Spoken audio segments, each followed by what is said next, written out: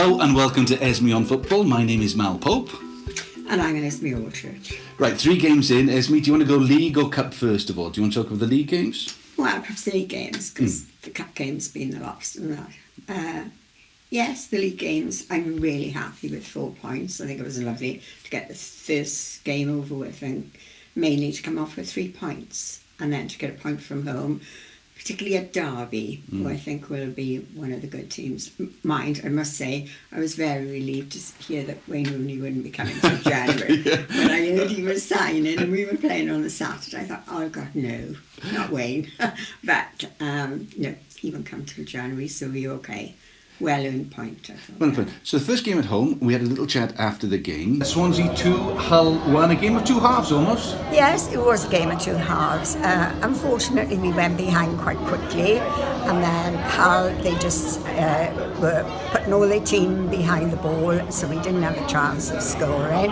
And then we came out the second half, boom, boom, 2 goals very quickly, and we never looked back then because Hull had to come at us then to try and get a goal.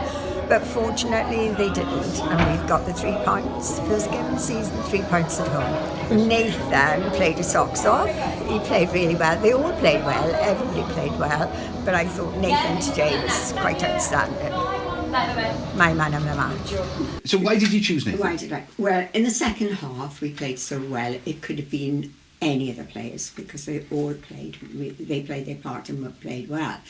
But Nathan is the type of player that's got a bit of the wow factor. He will get you up off your seat when he's going towards the defence, and I thought he was the instigator of both the goals. Van der Horn, that's lovely, inside to Roberts.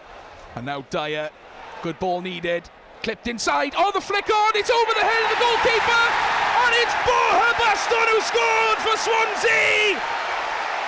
It's Swansea 1, Hull 1!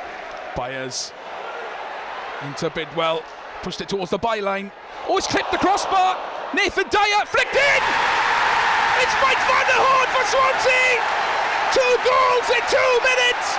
It's a turnaround at the Liberty Stadium. Swansea 2. Yeah, he's playing just off the far post. I felt he was the wow factor over the others, and that's why I felt he was my man of the match. And again, sort of going 1 down, the crowd gets a little bit despondent. But there's this thing about this team now. They keep on coming back, don't they? They do. They got loads of fight, don't they? And I think what was disappointing with the goal, it looked so easy, the goal that Hull had. But then, second half, gosh, within a couple of minutes, we were 2-1 up. And that was incredible.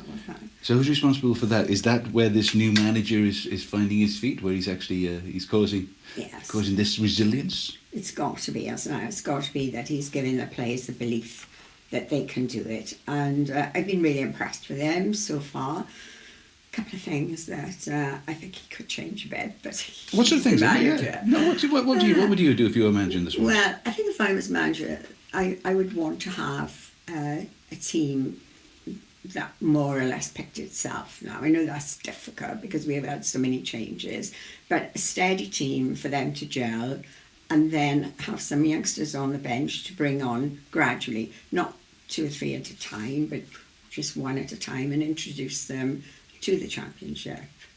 Because I was thinking of the game, so let's move to the cup then, the Carabao Cup. Yeah. 11 changes. Are you a fan of that?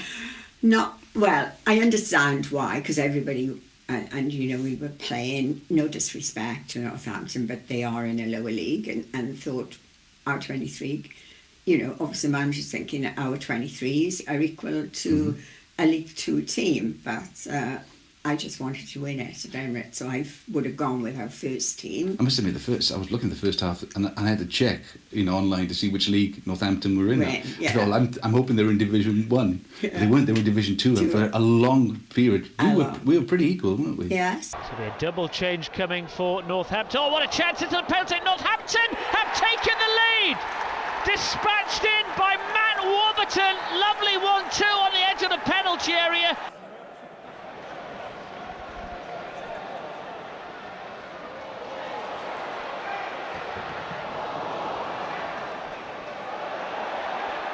Away with a header, and Swansea have equalised. Andre Gomez is encouraged to shoot and does through the crowd and scores a wonderful winner, surely, in off the post. Swansea corner meanwhile, Wilmot heads across goal and there's the third and there's a second for Andre Ayew. Back in the groove. Because I didn't know what since was there, and I followed the under 23s and 18, but I had to have a good check of that. But I was really surprised, when it came on, and especially towards the end of the second half when they introduced some more youngsters. I mean, the young boys, they did really well. Yeah.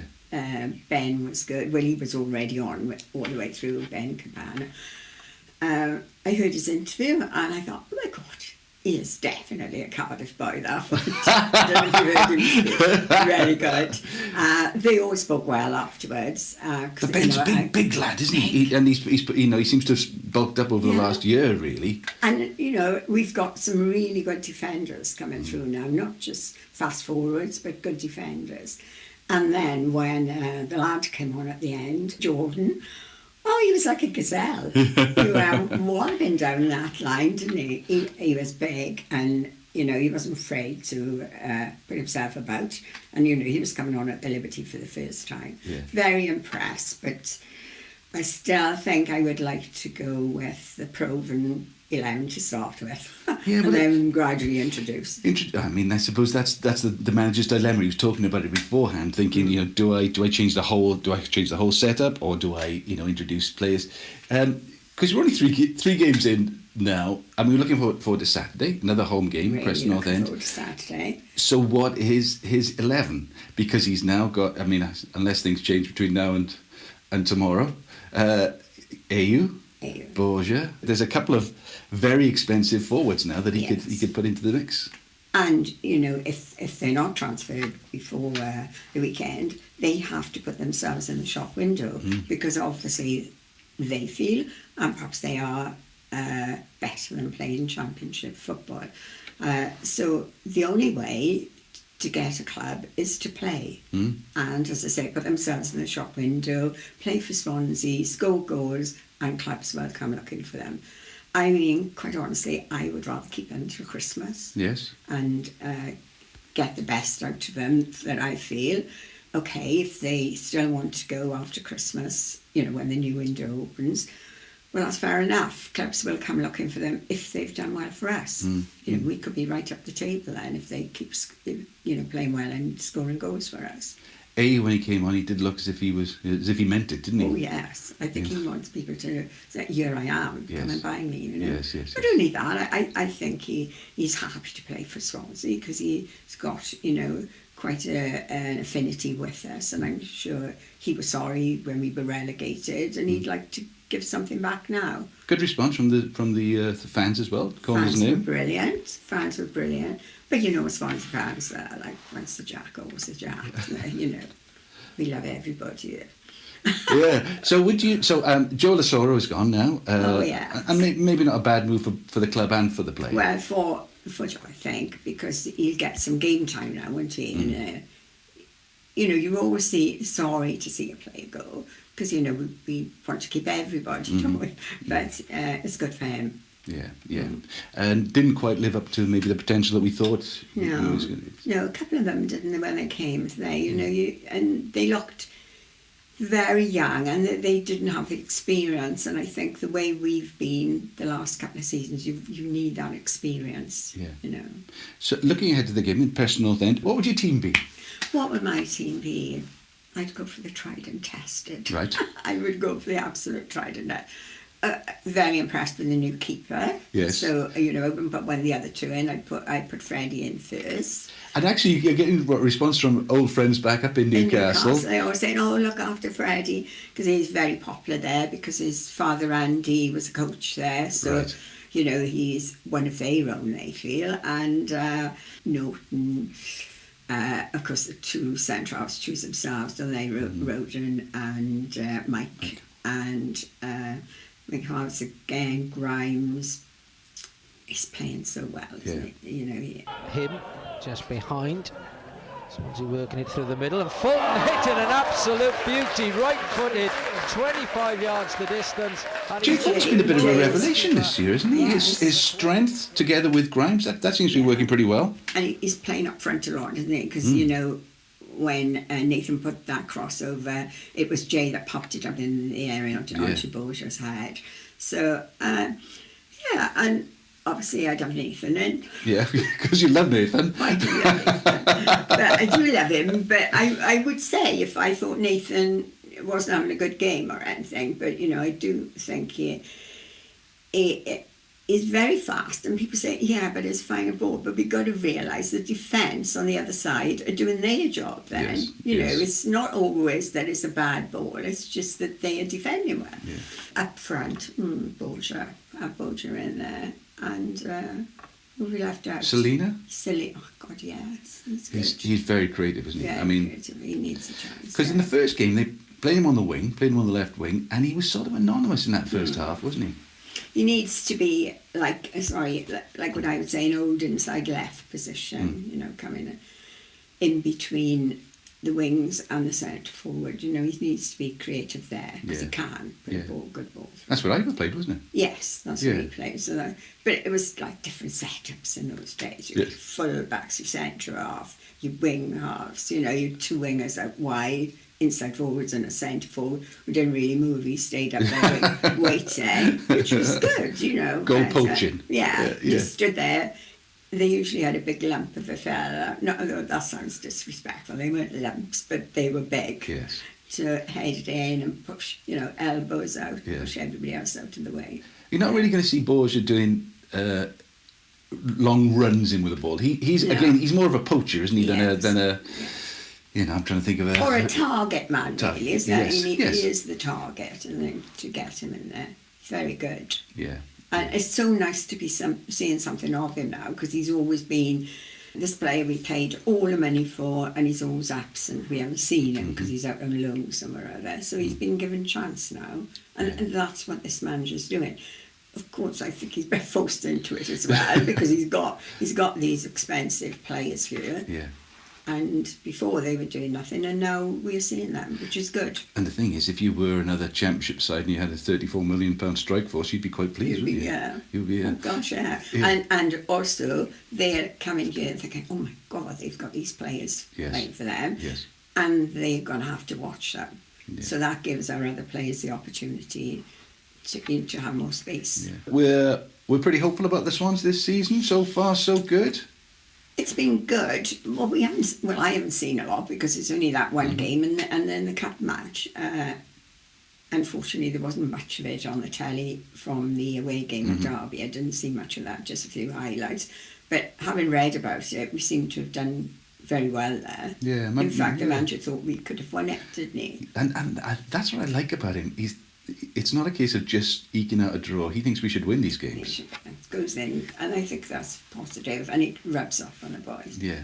I watch a programme one late night this week on managers. I think it may have been on Sky or something. Oh my God, they were really giving it to the players in the dressing room, and the language was but I did enjoy it. Yeah, and obviously when Ivor and all the boys played, there was no language then, was there? Well, I didn't hear any of it. And you didn't hear it in the crowd then. No. And I mean, if anybody did say anything, the other men around said, girls' present. Absolutely. You know, you didn't get it like it is today. But now, talking about girls' present, so Liverpool versus Chelsea in the Super Cup, that was and good. 3 female officials. And didn't they do well? They did extremely well. And what I felt, I don't know if you watched. I watched the game, so yeah. I just felt that the players had that little bit more respect. There was only once that they crowded the French referee, and it was the Chelsea captain, one of the other players, and it was when he got a yellow card, and he went a bit close to her and in her face. But she just stood there looking at him, and that was the only time. And the other thing that impressed me was her stamina, because it was a very humid night, and she ran up and down with the players, probably more than the players, because she had to go both ends all the time, Yeah, you know. yeah. And she looked just as fresh at the end, and her two officials. Yeah, I great. thought they did extremely And proved well. right with most of those really difficult decisions as well. Yes. I mean, even with the penalty, when Tammy went over, the goalkeeper admitted after, and I think he was willing to admit because he had saved the one at the end, but he said, well, I did touch him, but Tammy probably went over a bit easy, but that's what a centre forward does, isn't it? Yeah. Is it? So, yeah. Yes. Yeah, a lot of players, not just centre forwards. We've seen a lot of ex-Swansea players over the last weekend, haven't we? With Tammy, didn't do too well in his first game against Man United. No. But then Dan James comes on for Manchester United. You know, once he came on, oh yes, it's our Dan now. You know, he's still Is our that still our Dan? He's still our Dan. And to see him score that goal, it was really good. You know, beautiful, just as he needs in his path. Yes. Just to run on. And everybody else was tired by that time, so he was like, And he just, you know, even at that level now, because the intensity of those games, what I've been thinking about with a lot of the Premier games I've seen this season, and the Cup, you know, the Super Cup, it's the intensity, isn't it? Yes. You know, their speed, their intensity, obviously incredibly skillful. When they kill the ball stops dead. But Dan didn't look out of place. I know they were tired. He scored on each of his debuts. Yes. Are some players destined to do that? I remember Llorente came to Swansea in his first game. It was a friendly match. Ball came across. It was an open goal, and it just slid off his foot, hit the post, and went out. And I thought, does that sum up what the season's going to be like for Llorente? Is it fated for some players just to have those magic moments? I think it is. And you go back donkeys years now. There's a player called Derek Scott. I don't know if you ever heard of him. No. He's a Welsh player and played for Arsenal. He wasn't like one of the great players, but he was what in those days you'd call a poacher. Right. And he was a centre forward, and he'd always be around. But whatever was going in the box, he would get a tap on it. He would get a tap on it. Tap Scott, you know. Yeah. Tap Scott, he was called. But, you know, as you say, he was one of those lucky ones. And there are players like that. And then you get the other players who hit the wood, you know, they hit the crossbar, and or they just miss by an inch or something like that. But I don't know. But I'm just hoping now Dan has got the gift. Not so much for Man United, but for when he plays for Wales. Yes. I mean, I'm looking forward now to seeing the Welsh games beginning of September, and that Dan will hopefully be there and scoring goals for us. To the Premier League, I'm sure you watched Match of the Day. So what are you impressed? There seems to be the gap in the Premier League now seems to be increasing, doesn't it? At one stage when we went up, you know, there were 10 teams, maybe you could always think, maybe 12 teams who could always win a game. The gap's getting bigger, isn't it? Bigger. Man City, Man U, they're way ahead, aren't they? And I'm hoping Chelsea might mind, because I like Frank Lampard, because again, Ex-Swansea boy. A Jack. Yes, what's a Jack, always a Jack. You know, and I mean, you know, if those he's just talking about balls that hit the crossbar, hit the post. If those had gone in, Tammy Abraham in that first game, it could have been a different game. But in the Super Cup, I mean, people were talking about how wonderful Liverpool were going to play, but there were long spells, weren't there, when Chelsea dominated the game. Yeah. You know, when it came to the end, I thought, why can't they share that cup? Because I felt it was so even, and even with the penalties, you know, because they scored Liverpool got their first 5, and then up comes Tammy, and I thought, please, Tammy, don't.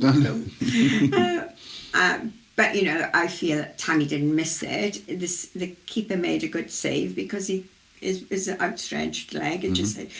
You can't say he actually saved it, because if you talk about a keeper saving, it's with his hands and that, but he had that outstretched leg and it hit it, and you know, and poor old Tammy was devastated, wasn't he? Yeah. But now he's a boy who misses loads of goals, but there again, you've got to say he's in the position to miss them. Yes. He's put himself in that position. But you see it running across the front of the goal, and Tammy's got his long legs, just misses. Yeah. You know.